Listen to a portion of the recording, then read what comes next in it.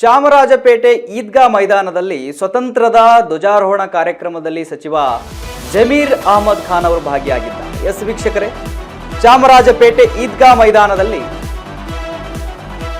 ಸ್ವಾತಂತ್ರ್ಯೋತ್ಸವ ಕಾರ್ಯಕ್ರಮದಲ್ಲಿ ಜಮೀರ್ ಅವರು ಭಾಗಿಯಾಗಿದ್ದಾರೆ.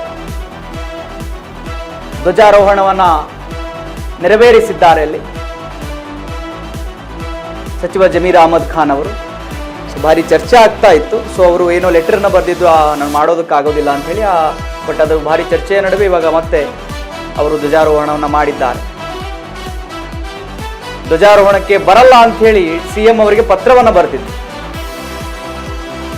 ಜಮೀರ್ ಖಾನ್ ನಡೆಗೆ ಬಿಜೆಪಿ ನಾಯಕರು ಕೆಂಡಾಮಂಡಲರಾಗಿದ್ರು. ಲಿಟ್ರಲಿ ಯಾಕೆ ಅಂತ ಹೇಳಿದ್ರೆ, ಇದು ಧ್ವಜಾರೋಹಣ ರೀ, ಹೆಮ್ಮೆಯ ಕ್ಷಣ, ನಾನು ಮಾಡಲ್ಲ ಅಂತ ಹೇಳಿದ್ರೆ ಧ್ವಜಾರೋಹಣ ನೆರವೇರಿಸಿದ ಬಿಜೆಪಿ ನಾಯಕರಿಗೆ ಕೌಂಟರ್ ಅನ್ನ ಕೊಟ್ಟಿದ್ದಾರೆ.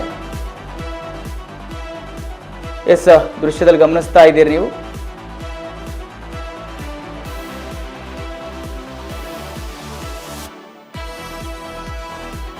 ವೀಕ್ಷಕರೇ, ಜಮೀರ್ ಅಹಮದ್ ಖಾನ್ ಅವರ ಬಗ್ಗೆ ಬಹಳ ಚರ್ಚೆ ಆಗ್ತಾ ಇತ್ತು. ಅವರು ಸಿಎಂ ಅವರಿಗೆ ಲೆಟರ್ ಬರೆದಿದ್ರು, ನಾನು ಧ್ವಜಾರೋಹಣವನ್ನ ಮಾಡೋದಿಲ್ಲ ಅಂತ ಹೇಳಿ.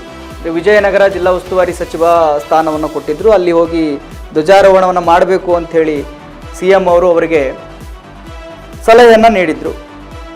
ಸೊ ಅವರು ಸಿಎಂ ಅವ್ರಿಗೆ ಒಂದು ಪತ್ರ ಬರೆದಿದ್ರು,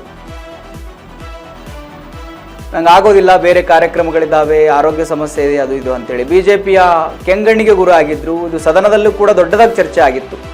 ಸೊ ಅದರ ಬೆನ್ನಲ್ಲೇ ಇವಾಗ ಧ್ವಜಾರೋಹಣವನ್ನು ಮಾಡಿದ್ದಾರೆ ಜಮೀರ್ ಅಹಮದ್ ಖಾನ್ ಅವರು ಚಾಮರಾಜಪೇಟೆಯಲ್ಲಿ ಮಾಡಿರ್ತಕ್ಕಂಥ.